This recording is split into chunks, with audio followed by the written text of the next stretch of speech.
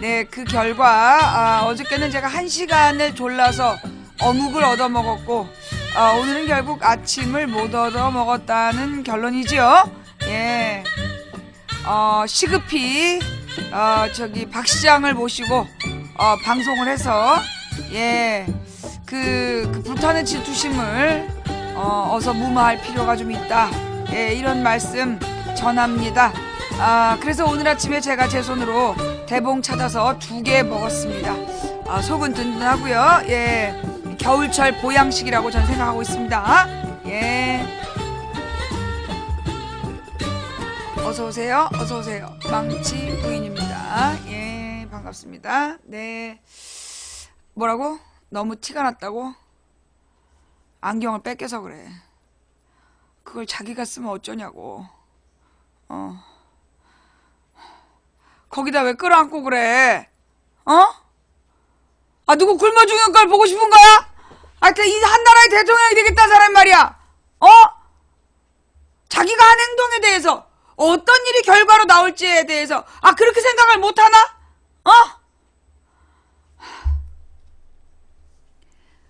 빨리 뭐 박 시장이나 박 시장이 정 바쁘면 김부겸이라도 어떻게 예, 그 불타는 질투심을 어떻게 좀 빨리 진화할 뭔가 대체제가 필요해요. 예, 그래요.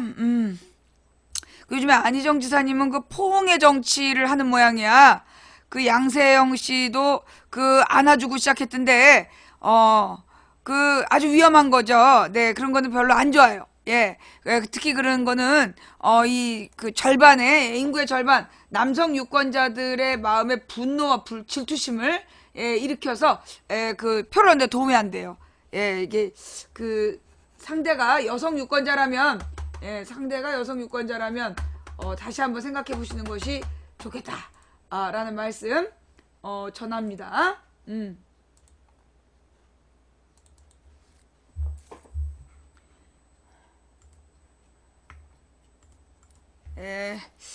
우리 집에서는 후보 단일화가 돼도 어쩌면 한 표가 그 사표가 될 수도 있어요. 네, 그 진지하게 고민해 주시기를 부탁드리고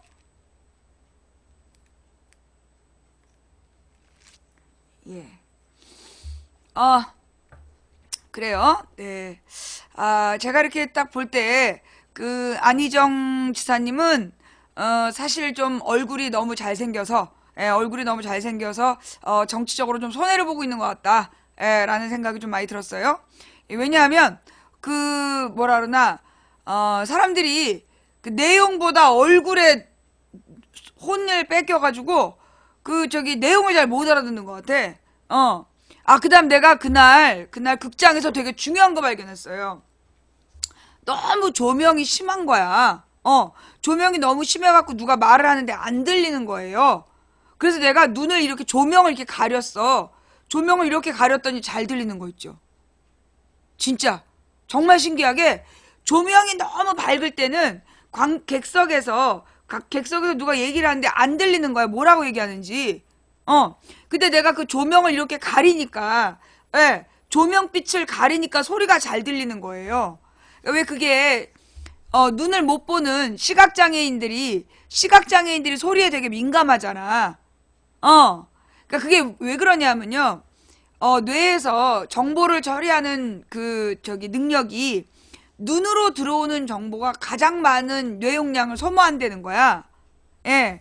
그래가지고 그 뭐라 그러나 내가 그런 얘기 했어요. 공부하는 애들이 공부 열심히 해놓고 텔레비전 보면 다 까먹는다고. 왜냐하면 그 디지털 정보, 그 화소라 그러잖아.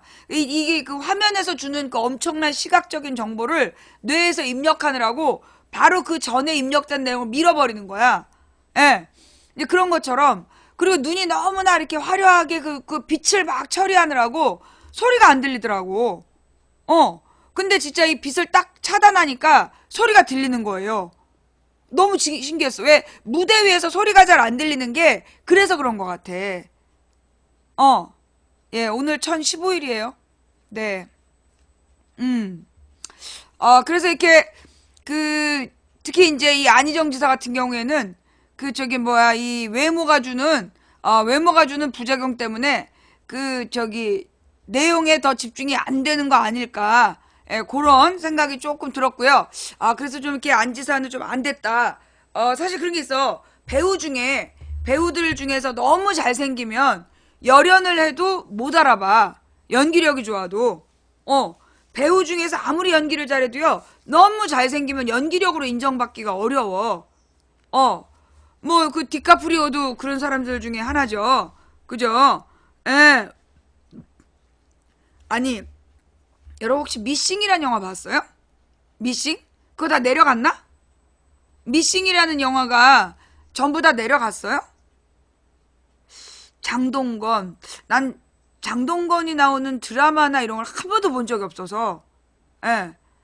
나는 장동건이 나오는 거는 친구밖에 못 봤어. 근데 친구에서는 워낙 유호성이 연기를 잘했기 때문에, 예. 그래서 나는 장동건이 연기 잘하는 건 내가 잘 몰랐고, 마지막 승부도 내가 그때 학생운동할 때라서 바빠서 못 봤고, 신사의 품격은 내가 아예 안 봤고, 일부러 안 봤고, 예.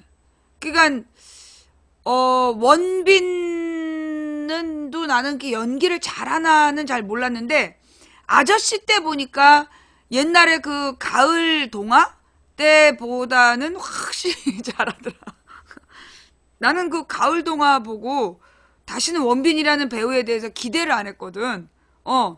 기대를 안 했기 때문에 실망도 없이 오랜 세월이 흘러서 아저씨를 딱 보고, 야, 이게 굉장히 연기력이 커졌구나. 성장했구나. 라는 걸 알 수 있었고, 나는 정우성 씨에 대해서는 아직 한 번도 제대로 본 적이 없어. 정우성 씨가 나오는 영화나 뭐 드라마를 한 번도 좀 본 적이 없고, 이병헌이 나오는 건 옛날에 사랑이 꽃피는 나무. 예. 사랑이 꽃피는 나무 때 이병헌이 연기를 잘한다. 라고 봤고, 그 뒤로는 본 적이 없어요. 예. 그 뒤로는 이병헌 나오는 게, 그거 뭐였지? 신민아인가? 신민아 나오는, 신민아가 나오는 무슨 조폭인데, 광해를 봤다. 달콤한 인생. 예. 근데 이병헌은 사랑이 꽃피는 나무, 그 다음에 광해, 그리고 달콤한 인생, 이 정도를 봤는데, 예. 뭐라 그러나, 나는 이병헌은 연기를 잘한다고 생각해. 근데 잘생긴지는 잘 모르겠어. 이병헌은 옛날에 사랑이 꽃피는 나무 때부터 이 사람이 연기를 잘하는구나 그런 생각이 들었는데 아이리스는 안 받고 잘생겼다는 생각은 좀 안 해봤어요. 예. 근데 이병헌은 좀 나이가 들수록 이병헌이나 장동건 같은 사람은 나이가 들수록 눈가가 어두워져. 이병헌이랑 장동건은 나이가 들수록 눈가가 이렇게 어두워지는 게, 예. 그래서 조금, 뭐라 그러나, 좀, 느낌이, 좀 겁나. 별로 이렇게, 호감이 가지는 않는 것 같아.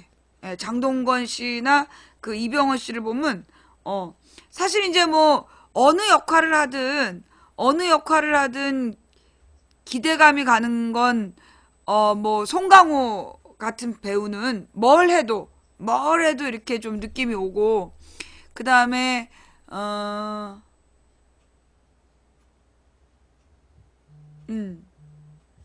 또 이제 쓸데없는, 예. 내가 좋아하는 배우가, 옛날에 저길 좋아했어. 황정민.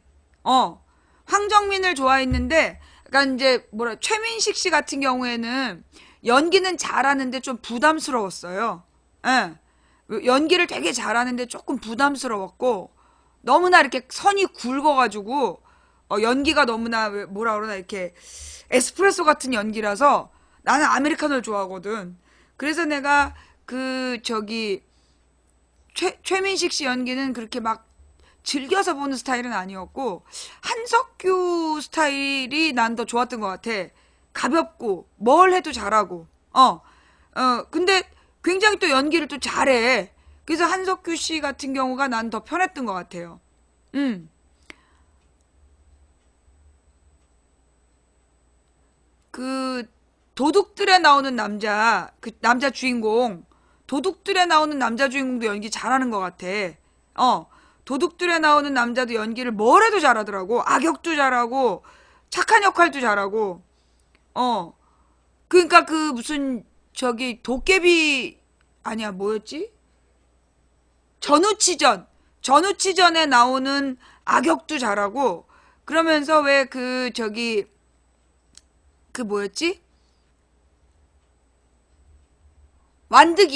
완득이에 나오는 선생님도 잘하고 어 뭐 하여튼 그런데 좌우지가 이제 그 어떤 배우의 연기가 편안한 거는 내가 볼 때는 감독이 중요한 거야.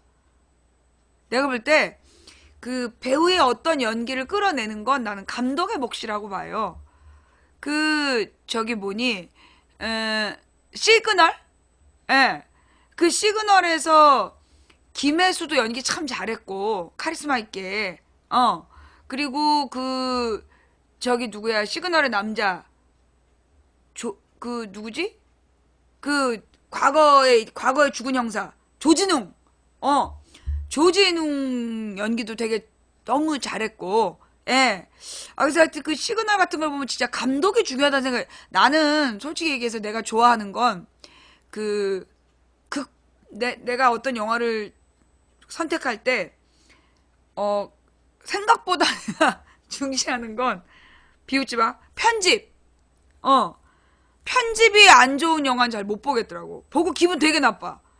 그러니까 내가 되게 중시하는 건 솔직히 영화를 보고 나서 되게 내가 감동하는 영화의 특집이 뭐냐면 편집이 좋아야 돼. 그래야 이 감독이 하고 싶었던 이야기가 온전히 전해지는 것 같아. 근데 이렇게 막 그 편집이 좀 어색하잖아. 그러면 아무리 배우가 좋고 감독이 좋아도 나는 감동이 없어. 그래서 이렇게 카메라하고 편집을 내가 좀 중시하고 그리고 이제 그 뭐야 극본 스토리 자체가 좀 탄탄해야 되고 그 다음에는 솔직히 주연의 연기력보다 나는 조연의 연기력을 봐. 예. 그 이제 극본 그러니까 시나리오가 좋아야 되고 카메라 감독이 좋아야 되고 편집이 좋아야 되고 그리고 조연 배우들이 잘해야 돼.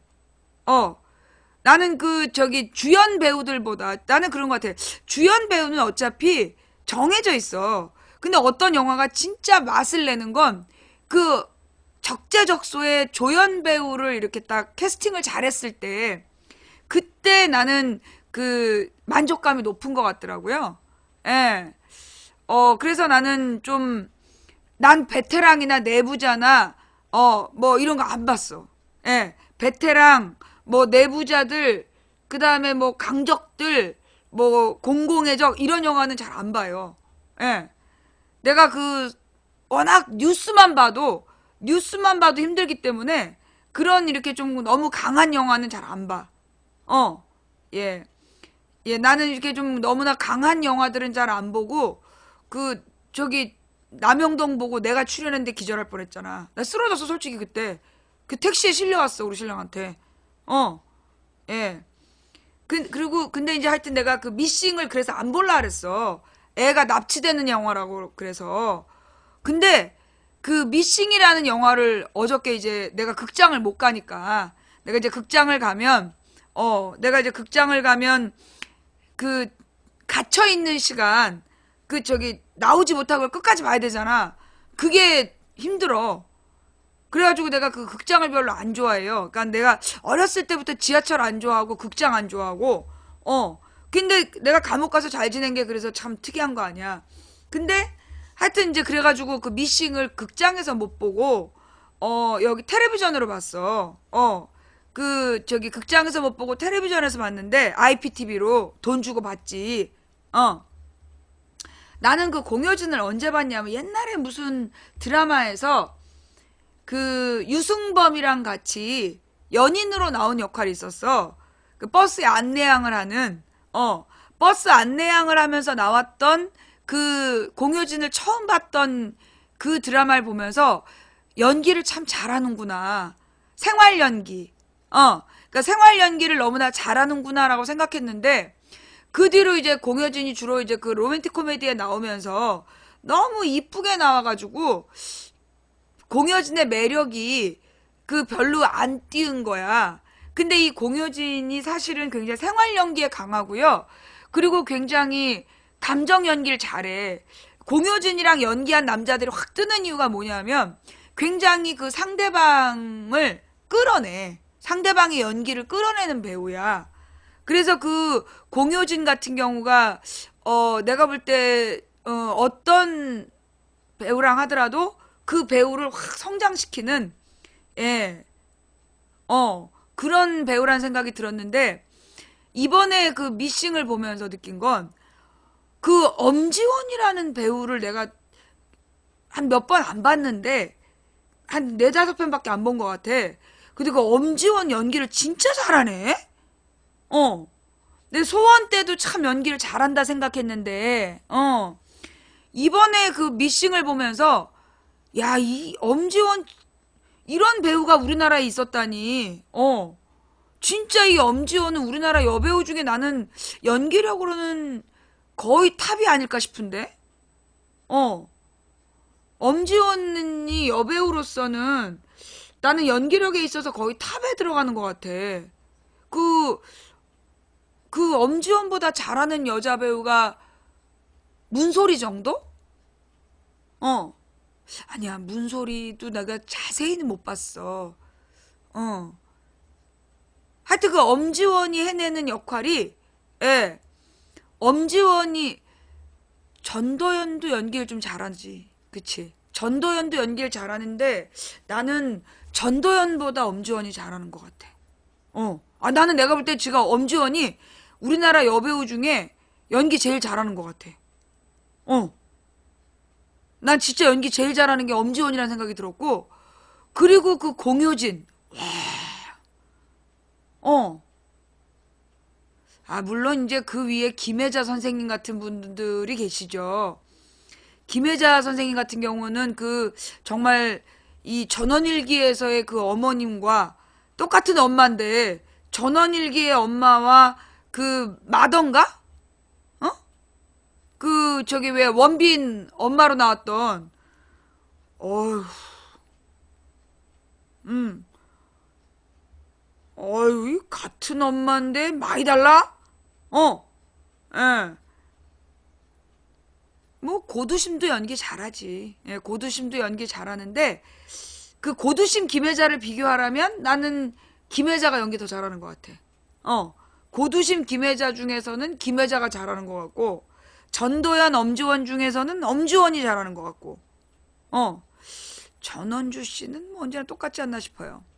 뭐 옛날 연기파 배우 중에 나문희 씨라든가 뭐 여운계 씨 이런 분들 연기력 훌륭했죠. 그 여운계 씨 같은 경우도 와 진짜 뭘 맡겨도 잘했어. 여운계 씨가 이 진짜 이 여운계라는 배우가 그렇게 너무나 초라하게 갔던 게 좀 그랬죠. 근데 윤여정도 연기는 잘해. 그러니까 그 김혜자, 고두심, 윤여정 요 레벨은 뭐 이제 연기의 신급이고. 근데 나는 그 엄지원, 공효진은 그 급으로 갈 것 같아. 엄지원, 공효진 정도는 그 급으로 갈 것 같아. 예. 하여간 그 미싱 한번 보세요. 예. 근데 내가 궁금한 건 그렇게 잘 만든 영화인데 그 미싱이라는 영화가 너무 잘 만들었는데 왜 안 떴어? 내가 볼 때 그 미싱이라는 영화 정도는 다 천만 봐야 되는 거 아니야? 너무 잘 만든 영화야. 어떤 몰입도, 예, 몰입도라든가 구성이라든가 진짜 영화의 완성도가 진짜 좋았어. 어. 그러니까 나는 그런 생각이 들어요. 그게 홍보가 부족한 게 아니라 혹시 거기 무슨 관련자가 블랙리스트가 아닐까? 어. 미싱에 미싱의 그 뭐라 그러나 미싱을 만든 사람들 중에 블랙리스트에 올랐던 사람들이 있는 거 아닌가. 그건 의도적인 배제야. 그건 내가 볼 때는 좀 의도적인 배제라고 보이고, 그렇게 훌륭한, 아니 다른 영화는 홍보하잖아. 다른 영화는 홍보하는데 시국이 시국이어도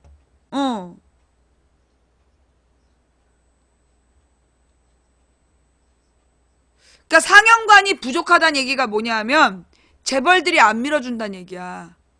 여러분 있잖아요. 이게 그 상영관이 부족하다는 얘기는 곧 재벌이 안 밀어주는 거야. 재벌이 안 밀어준다는 얘기고, 그게 곧 블랙리스트에 올라있을 가능성이 크다는 얘기야. 블랙리스트에 올라있으면 아무리 입소문이 나도 그게 상영관을 확보를 못해요. 다이빙벨처럼. 네. 예. 추격자가, 영화 추격자? 영화 추격자는 안 봤어요. 예. 하여간 이게 지금 우리나라의 문제가 뭐냐 하면 제작자가 곧 배급사인 거. 그게 문제야. 우리나라의 이 문제가 그 제작자가 곧 배급사라는 거. 그리고 이 배급사가 몇 개로 정해져 있잖아. 메가박스하고 CGV하고. 그죠? 메가박스, CGV, 그 다음에 롯데시네마. 3개 정도밖에 없지 않나? 예. 그러다 보니까 이 독과점이야. 3개의 업체가 모든 영화관을 다 가지고 있는 거야. 그래서 실제로 그 배급사가 곧 상영관이고, 걔네들이 또 대기업하고 연관되어 있고, 쇼박스는 그냥 그 배급사, 제작사 아닌 배급사일 거야. 쇼박스는 극장이 없잖아. 예. 그러니까 이제 그 쇼박스는 극장이 따로 없고, 주로 쇼박스가 그 롯데시네마하고 연관되어 있지 않아요? 하여간 그래가지고 내가 볼 때는 좀 우리나라의 영화가, 나는 그런 법이 필요하다고 생각해. 아무리 재밌어도 그 상영관의 절반을 먹지 못하게 하는 법. 이게요, 요즘에 천만 영화 있잖아. 그거 어떻게 만드는지 알지? 아무리 다른 영화를 보고 싶어도 안 걸어줘. 자기네들이 밀고 싶은 영화를 10개가 아니면 9개를 걸어버려. 9개를 지네들이 걸고 싶은 영화를 걸기 때문에 실제로 영화 보러 갔는데 볼 게가 없는 거야. 그 많은 영화들 중에. 나는 아무리 그래도 5개 이상, 그러니까 그 절반 이상을, 이 멀티플렉스의 절반 이상을 같은 영화 못 걸게 하는 법이 필요하다.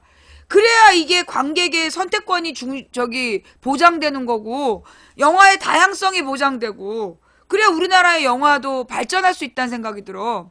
지금 같은 경우엔 재벌들이 띄우고 싶은 영화만 띄우잖아. 무조건 보게 하고. 이게, 뭐가 달라?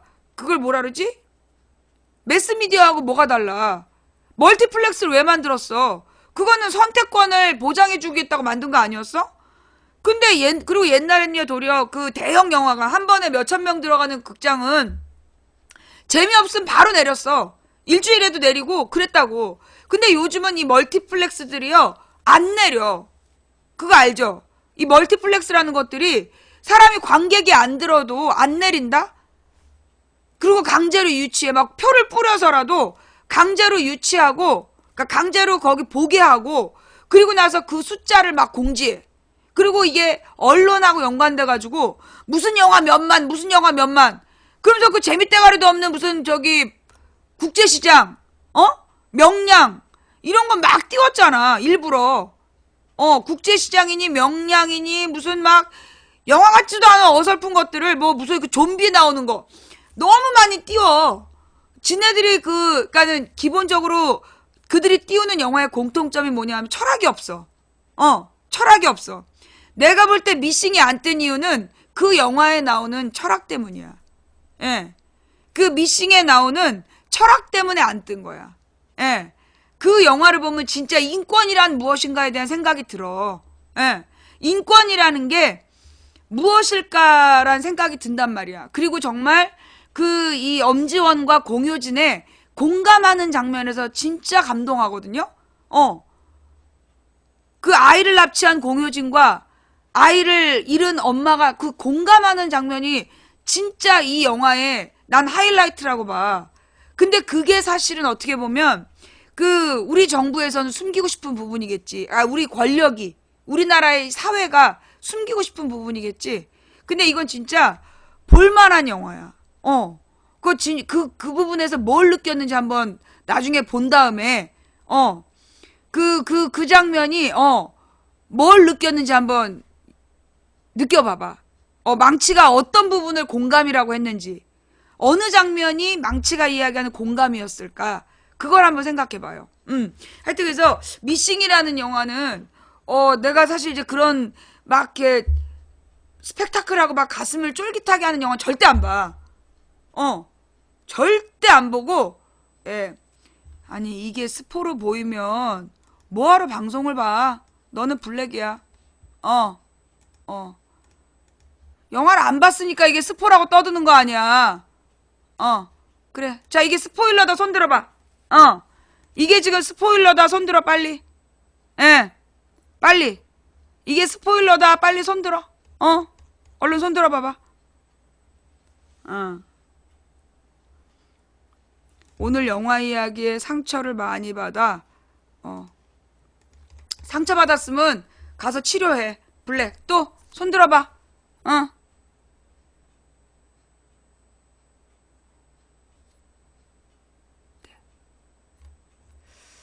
하여튼 그래서 미싱이라는 영화는 볼만한 영화다.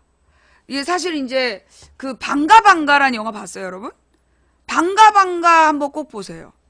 예. 방가방가라는 영화도 진짜 볼만한 영화야. 그거는 이제 코믹한데 진짜 볼만한 영화야. 방가방가는 진짜 재밌는 영화예요. 방가방가는 진짜 부담 없이 볼만한 영화이고, 그 김인권이라는 배우를 정말 새로 생각하게 한 외국인 노동자 문제. 예. 그래서 그 방가방가가 너무 웃겨가지고 그거 한번 볼만한 영화다. 근데 명량 같은 영화는 진짜 나쁜 영화야. 예. 명량이 왜 나쁜 영화냐면 그 명량에서 우리는 명량이 이순신이 주인공인 줄 알고 갔잖아. 우리는 명량이 이순신 영화인 줄 알고 갔는데 명량에 이순신이 몇 장만 안 나와. 그리고 주로 뭐가 나오냐면 일본의 군함이 얼마나 대단했나, 일본의 장군 복장이 얼마나 대단했나. 그래서 일본의 장군 복장을 복원하는 비용이 영화 제작비에서 우리나라에 쓴 돈보다 많이 들었어. 그 텔레비에서 자랑스럽게 자랑하더라고. 일본의 왜구들을, 그게 일본 왜구들이잖아. 왜구가 무슨 뜻이냐면 왜라는 이름을, 그러니까 외족 해구들을 얘기하는 거라고. 근데 그 왜구들의 그 장군 복장을 복원하는 비용이, 왜구들의 장군 복장 복원하는 비용이 우리나라 배하고 뭐 이쪽에 들어가는 돈보다 훨씬 많이 들었어. 예. 예. 이게 그 명량이라는 영화가 그런 아주 나쁜 의도로 만든 영화야. 뭐니, 인천 상륙작전, 명량, 부산, 그 국제시장, 이런 것들이, 사실은 이제 친일파들이 자기네 입맛에 맞게 영화를 만들고, 그걸 보라고 강요한 영화들이야. 친일파들이, 보라고 강요한 영화야. 난 사도 보고 내가 분노해서 다시는 극장 안 가기로 했어. 내가 사도를 보고 내가 분노해갖고 다시는 극장을 안 가기로 했어. 예. 그 사도라는 영화에 보면 영조가 사도세자를 죽이는 게 시해했기 때문이다. 시해하려고 했기 때문에, 아버지를 죽이려고 했기 때문에 뒤주에 넣어서 죽였다는 거잖아. 그러면서 이 영조와 사도세자의 그 비극을 철저히 아버지와 아들의 개인적인 원한 관계로 몰아간 영화야. 예. 이 사도라는 영화가 진짜 나쁜 영화야. 이 사도라는 왜 사도세자가 죽을 수밖에 없었는가. 사실 영조 시대의 개혁 정치가 전부 사도세자의 개혁 정치였어. 사도세자가 대리청정을 할 때 영조의 그 개혁 정치가 벌어진단 말이야. 근데 사도세자가 죽었어야 됐던 이유가 뭐냐면 그 당시에 그 일당 최대당이었던 권력을 독점하고 있던 노론 벽파에게 맞선 거야. 노론 벽파를 맞서고 이 어린 천재아이가 사도세자가 천재였어. 이 어린아이가 13살인가 8살 때 노론 벽파를 타파해야 된다고 그랬던 거야. 왜냐하면 이제 영조는 자기 엄마가 무술이었단 말이야. 신분이 천민이었어. 그래서 그 천민을 노론이 왕으로 만들어준 대신 완전히 허수아비 취급을 하고 지들 멋대로 권력을 농단했단 말이야. 그래서 이 영조가, 그리고 이제 영조의 정실 부인이 낳은 게 사도세자였기 때문에, 그러니까 이제 하여튼, 세도가의 딸이 낳은 게 사도세자야. 그래서 이 영조가 일찍이 사도세자한테 권력을 이양한다고. 그래서 이 아들이 대리청정을 해요. 그때 이제 영조의 개혁 정치가 다 나타나는 거야. 근데 그게 너무나 개혁 정치였기 때문에 그래서 사도세자가 죽는 거야. 뭐가 아니라는 건데. 그 사도세자의 엄마가 거기서 되게 별거 아닌 여자로 나오잖아. 영화 사도에 보면 사도세자의 엄마가 별거 아닌 여자로 나오잖아.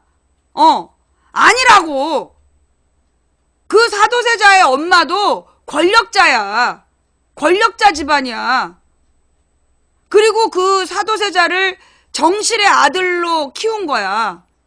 근데 거기 보면 굉장히 별거 아닌 여자로 나오잖아. 그래서 이게 영조의 후궁들도 전부 노론이야. 노론에서 다 꽂은 거지. 영조가 그렇게 막 자기가 개혁 정치를 할 수 있는 상황이 아니었어. 그래서 사도세자에게 일찍이 권한을 줬는데 그 사도세자가 노론 벽파랑 맞선 거야. 노론 벽파랑 맞서니까 죽인 거라고. 그래서 사도세자를 죽인 건 그 신하들이 요구했기 때문이야. 사도세자의 신하들이, 아니, 그러니까 노론 벽파가 요구해서 권력으로 죽인 거야. 권력으로. 그래서 정조가 그걸 다 지켜봤기 때문에 노론 벽파가 어떤 생각을 했냐면 저 새끼가 왕이 되면 복수할지도 모른다. 그게 노론 벽파의 공포였어. 그런데 이 어린 정조가 자기 아버지를 죽인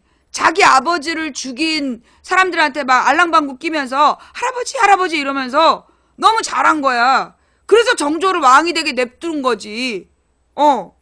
그랬는데 그게 이 사도세자와 영조에 대한 이야기.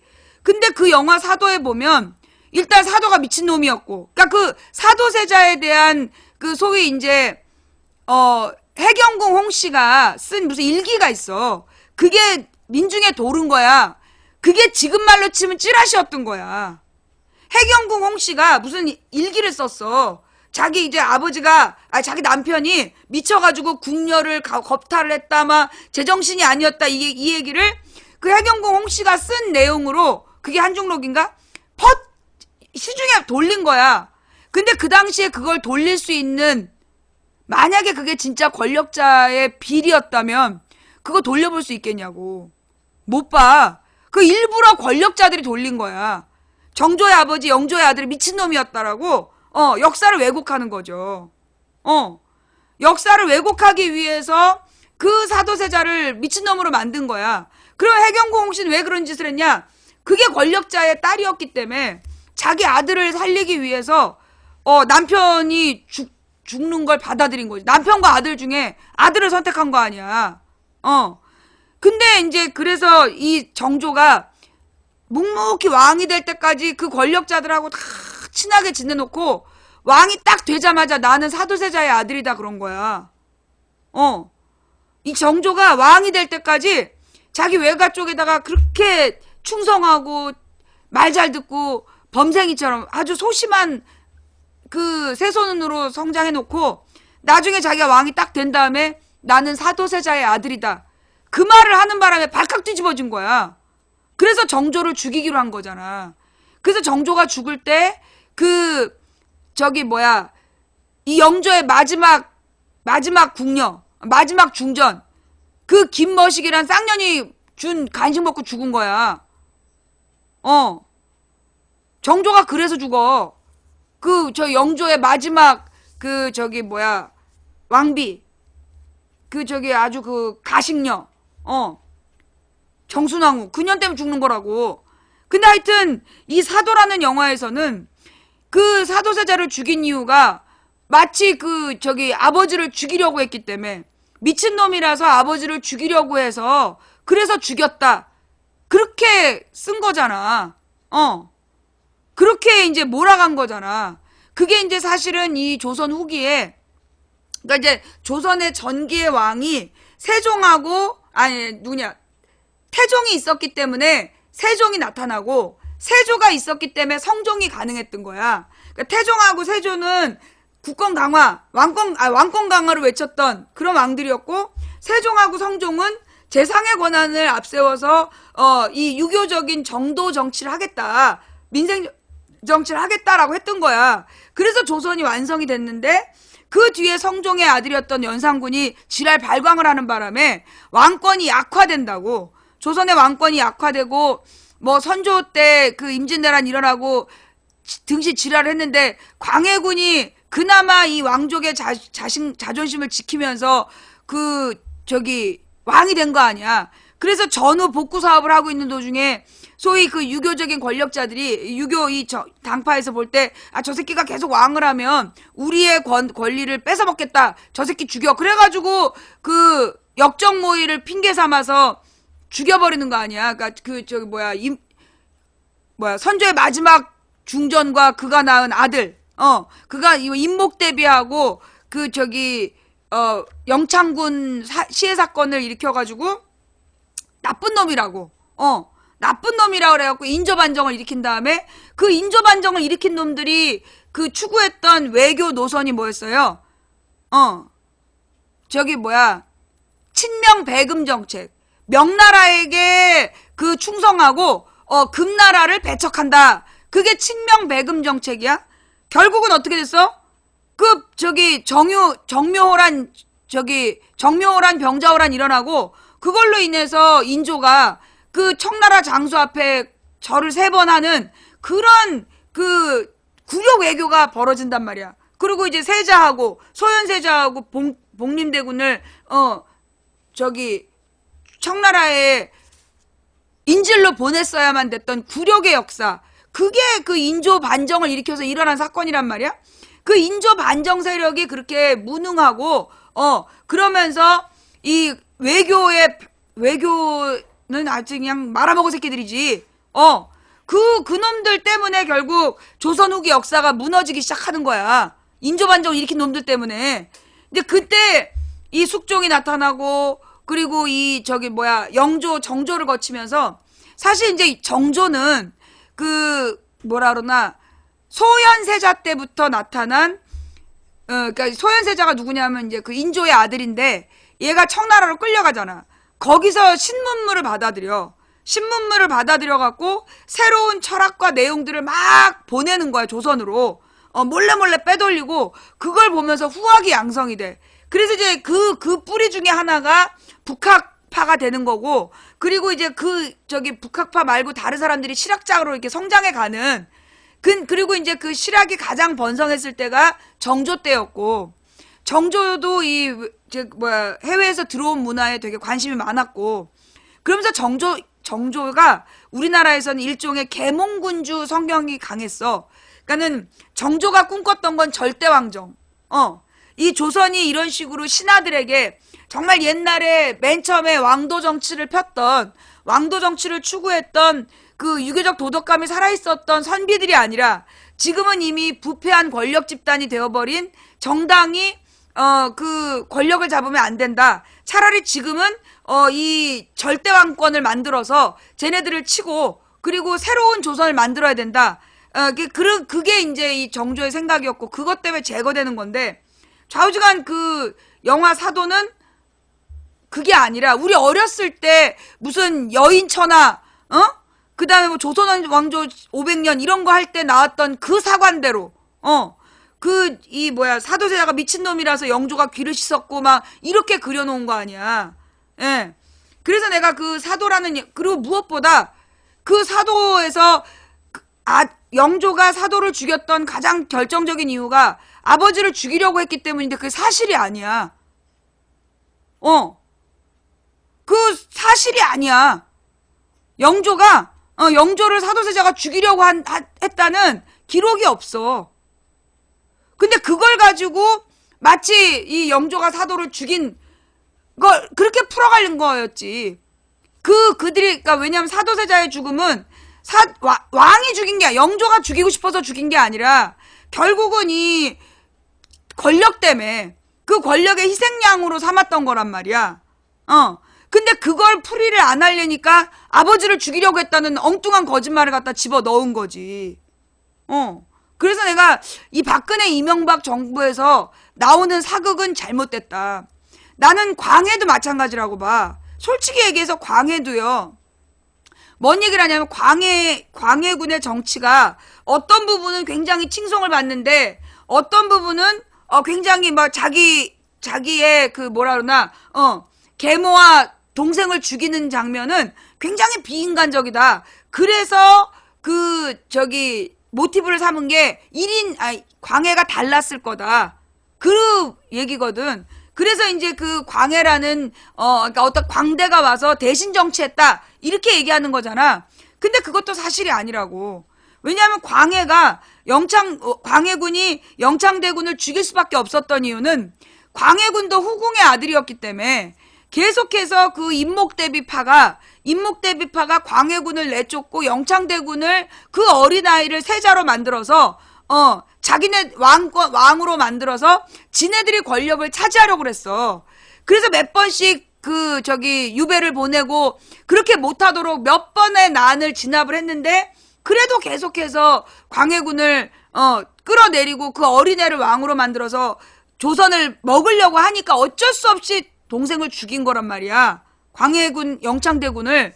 근데 그 부분을 그냥 인간적인 욕심으로 죽였다라고 해석하기 때문에 이거는 이제 이게 조선에 대한 그 성향을 잘못 알기 때문이라고 봐. 조선은 왕권의 나라가 아니라 신권과 왕권의 조화를 추구했던 그 왕도 정치 국가였던 거야. 왕이 독재할 수 없었어. 그래서 왕하고 신하들이 전하 이러면서 모여서 토론했던 데가 경연이라는 데인데 그 조정에 모여서 국사를 논했어. 한마디로 왕이 야 이렇게 해. 그러면 조회. 왕이 이렇게 시키면 신하들이 한 게 아니라니까. 그 신하들이 자기네들이 마음에 안 들면 절대 안 받아들이는 거야. 통촉하여 주시옵소서. 다시 생각해라 이런 거지. 통촉하여 주시옵소서. 그러면 너 다시 생각해라. 우린 못 받아들이겠다. 거부권 행사한 거야. 그럼 걔네들이 받아들일 때까지 왕이 기다려야 돼. 그 다음에 이미 조선시대 때는 뭐가 있었어?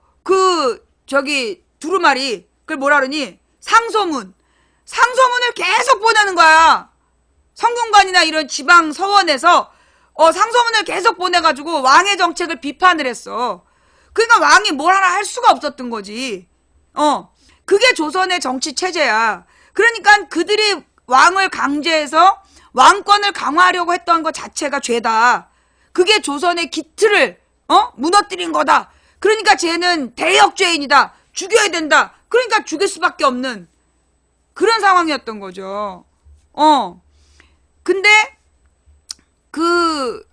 조선을 그렇게 이해하지 않기 때문에 조선을 왕의 독재 체제라고 이해하고 그리고 붕당 정치가 아니라 당파 싸움으로 망했다라는 논리를 펴야 되기 때문에 지금 이 얘네들이 만드는 사극이 이 퓨전 사극들이 다 그래서 문제가 되는 거야. 이 퓨전 사극들의 문제가 조선에 가장 앞섰던 어떤 공화정적인 성향, 그게 이제 조선의 양반 공화정이었거든.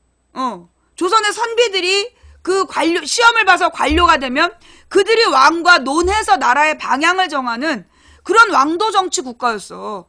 그래서 독재 국가가 아니었다고. 그리고 그 왕도 정치를 하는 과정에서 야 뭐가 옳으냐 그러면 모여가지고 이제 그룹별로 모여서 무엇이 옳은가를 토론했던 게 붕당이야. 그래서 정치적으로 의견을 같이 하는 사람들의 집단, 그게 붕당이고 현대판 정당 정치였던 거지. 그래서 굉장히 앞선 정당 정치를 했던 나라가 우리나라야. 근데 그런 붕당 정치와 어떤 왕도 정치를 어떻게든지 찍어 누르고 망에 마땅한 영화를 만들어야 되니까 광해군은 다른 놈이 들어와서 광대가 왕짓을 했다. 사도세자가 영조를 죽이려고 했기 때문에 뒤지 속에 넣어서 죽였다. 그런 식으로 이제 만들어 가는 거죠. 깎아내리려고. 조선의 역사를 여러분 이제 노무현 대통령 때 뉴라이트 그 작가들이 서점에 깔아놓은 책의 내용이 뭔지 알아? 조선은 망에 마땅한 나라였다였어. 내가 방송을 하게 된 것도 그런 이유 중에 하나야. 서점에 가서 보면 뭐 역사책이 굉장히 유행을 하는 거야. 그런데 그 역사책의 내용을 보면 전부 뉴라이트였어. 조선은 망에 마땅한 나라였고 아주 잔혹하고 그 굉장히 나쁜 나라처럼 그려놓은 거야. 그러니까는 아주 조선이라 그러면 치를 떨고 있더라니까. 그게 뉴라이트 역사관이었어요. 뉴라이트 역사관이었어. 그래서 내가 아프리카에 처음 와가지고 그 역사책은 옳지 않다. 그 방향이 잘못됐다. 그러면서 내가 역사에 대한 이야기를 아프리카에서 2007년, 8년부터 하기 시작한 거야. 세계사 이야기, 역사 이야기, 그러면서 정치하고 역사를 연결해가지고 그 비슷한 사례에 대한 이야기들을 막 한 거야. 그리고 얼마 안 되니까 인문학 열풍이 불더라고. 찾아봐봐. 인문학 열풍이 분 게 2008년 이후인가 2009년 이후인가 그래. 그전에는 사실 그 역사에 대해서는 되게 고리타분하다라는 분위기가 되게 강했고 그 공대를 중시하면서 인문학을 대학에서도 폐지하는 그런 분위기였어. 근데 내가 아프리카에 와가지고 동양의 역사, 서양의 역사, 한국의 역사에 대해서 막 이야기하면서 정치적인 현실과 역사 이야기를 연결해서 한 1, 2년 하고 나니까 그 다음부터 사람들이 인문학에 대한 이야기들을 막 하고 철학에 대한 이야기들을 하게 된 거야. 예. 특히나 나 사도 별로 안 좋아했다는 거. 자, 이야기는 미싱으로 돌아가고 반가반가로 돌아가고 좌우지간 내가 이제 어저께 어떤 친구를 만났는데 그 친구의 질문이 뭐 누구누구는 왜 대통령으로 안 되냐고 나한테 마지막에 헤어질 때 그걸 물은 거야. 내가 그 시간이 없어갖고 헤어져야 되는데 그때 해답을 그러니까 다시 돌아가갖고 얘기하기에는 시간이 없었어. 그래갖고 내가 너무나 이제 속이 상했는데 무슨 얘기를 하고 싶은 거냐면 그 친구도 그런 얘기를 하는 거예요. 그 사람이 그렇게 쌍욕을 한 건 그럴만해서였다. 그런 얘기 들어봤죠? 그 사람이 그렇게 쌍욕을 먹은 건 그 쌍욕을 한 건 그럴만해서 그랬다. 그죠? 근데 내가 뭐라 그랬냐면 여러분 대통령은 그거보다 더 기가 막힌 일을 겪게 돼. 그거보다 더 기가 막힌 일을 겪게 되는데 얼마나 나쁜 놈들을 상대해야 되겠냐고. 그런데 그럴만해서 그랬다? 그게 이 사람은 인권이라는 개념을 이해하는가야. 여러분 내가 옛날에 본 영화 중에 내가 진짜 기분이 너무 나빴던 영화가 뭐였냐면 무슨 천국을 걷단가로 해석되는 무슨 영화가 있었어. 그게 뭐였냐면 어떤 사형수에 대한 이야기야. 근데 이제 이 사형수를 사형을 하는데 그 사형제도에 반대하려는 목적으로 만든 영화라는 거야. 근데 그 영화에 보면 그 사형수가 얼마나 잔혹하게 한 여자를 강간하고 죽였는가. 그리고 이제 남자친구를 죽이고 여자애를 강간하고 죽이고 마약에 취해서 정말 나쁜 놈이야. 죽여 마땅한 놈이야. 그런데 그 죽여 마땅할 놈에 대한 사형이 과연 올바른 거냐는 질문을 하는 미국 영화였어. 그게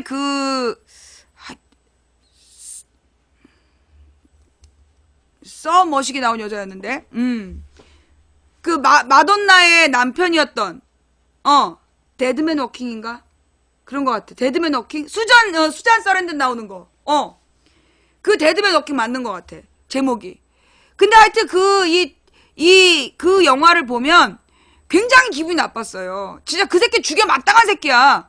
저런 새끼를 왜 사형을, 내가 그래서 그 미국에서 그런 새끼를 왜, 그러면서 죽는, 마지막에 이 남자애가 사형을 당하는데, 사형당하는 장면에 그 마지막으로 여자를 죽이는, 잔혹하게 죽이는 장면을 다시 보여줘. 그러니까 죽여 마땅한 놈을 사형하는 건데, 그 사형에 대한 문제제기라는 영화였어요. 그게 뭐냐 하면, 왜 그러니까 유엔에서 사형제도를 반대하느냐? 사형은 곧 살인이다라는 거야. 사형제도는, 합법적 살인이다. 예, 예. 사형은 합법적 살인이다. 그리고 이 사형이, 우리 인간이 과연 사형을 할 권리가 있느냐? 이게 사형 반대 운동하는 그 유엔의 입장이에요. 그래서 유엔이 모든 나라의 사형제도를 없애라 그랬어. 유엔 권고사항이야. 사형제도를 없애라는 게. 그러면 왜 사형제도를 없애라고 했냐 하면, 결국 이 사형제도를 반대하고 없애라고 그러는 그 본질에 뭐가 있냐? 인권에 대한 얘기야. 인권. 그럼 인권이라는 단어를 알아야 돼. 인권 변호사 출신이 그럴만 해서 쌍욕했다 그러면 안 되는 거야. 인권이란 단어가 뭐야? 인권. 인권이란 말은 단지 네가 인간으로 태어났던 이유만으로 죽여 마땅할 놈이지만 존중받아야 된다. 그게 인권이에요. 천부 인권의식. 소위 그러니까는 재소자 인권 얘기가 나오는 거야. 재소자의 인권 얘기가 나오는, 재소자가 누구야? 감옥에 있는 사람들. 그 사람들의 인권 이야기. 노무현 대통령 때 이 재소자 인권이 가장 개선됐어. 노무현 대통령 때 법무부 장관이었던 강금실 장관이 뭐 구치소에 와서 하룻밤을 잔 다음에 전국의 구치소를 바꾼 거야. 이건 너무나 비인권적이다. 그래서 이제 바꿨단 말이야. 그게 인권에 대한 개념이에요. 죽여 마땅하다라고 할지라도 대통령은 어떻게 해야 되는 거야? 법으로 따져야 되는 거야. 욕을 하면 안 되고 법으로 따져야 되는 거야. 근데 이 많은 그 지지자들이 그럴만해서 그랬다. 그러면 그럴만해서 그 말이 얼마나 나쁜 말이냐? 굉장히 상대적인 말이에요. 여러분, 저 대기업에서 대기업 총수들이 자기 노동자들한테 돈 안 주는 거 걔네 뭐라는 줄 알아? 그럴만해서라고 그래. 회사를 운영하다 보면 그럴 수밖에 없었다. 그게 얼마나 나쁜 얘기냐고. 대기업에서 지네들은 황제처럼 살면서 노동자들의 월급을 안 주잖아. 그리고 정규직하고 비정규직을 차별하고 비정규직과 외국인 노동자를 차별하면서 결국 모든 이익을 다 뺏어먹는 새끼들이 하는 말이 뭐냐? 그럴 수밖에 없다는 거야. 사업을 하려면 그럴 수밖에 없다. 그게 얼마나 나쁜 말이냐고. 그럴 수밖에 없었다. 그럴만했다. 그건 인권 개념을 무시한 말이에요. 예. 인권이라는 개념을 무시하는 말이야. 그래서 어떤 이유로든 정말 한 나라의 지도자가 되고자 하는 사람은 아무리 개같은 새끼들일지라도 개같은 새끼라고 얘기하면 안 돼. 아니 여러분, 반기문이 기자들한테 나쁜 놈들이라고 했다고 막 퍼돌리면서, 내가 아주 웃긴 거 봤다니까? 반기문이 기자들한테 나쁜 놈들이라고 했다고 그거를 막 퍼돌렸는데 걔가 옛날엔 그럴만해서 욕했다고 트윗을 했더만, 자기가 지지하는 사람은 그런 쌍욕을 해도 그럴만해서 욕한 거고, 반기문이 기자들한테 나쁜 놈들이라고 그런 건 막 비웃고, 이중적이지 그건. 그건 이중적이야. 한 나라의 대통령이 되고자 하는 자는 기자들을 그렇게 나쁜 놈들이라고 지칭하면 안 되는 거야. 검증하려는 기자들한테 왜 그런 식으로 비난을 하냐고. 그죠? 무엇보다 이 욕설 파일에 형수도 똑같이 욕을 했다면 그나마 변명이 돼. 그나마 뭐라고 변명을 할 수 있는데 형수는 욕을 안 해. 자기만 욕을 해. 그게 문제였던 거야. 그게 나중에 터졌을 때 그걸 뭐라고 변명할 거냐고. 뭐라고.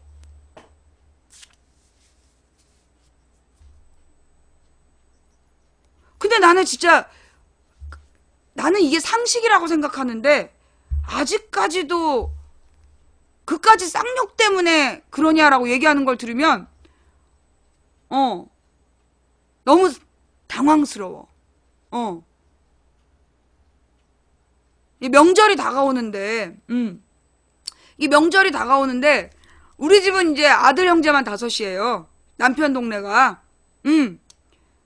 남편 동네가 이제 남편네 저기 친가가 아들만 5이라 전부 형수야.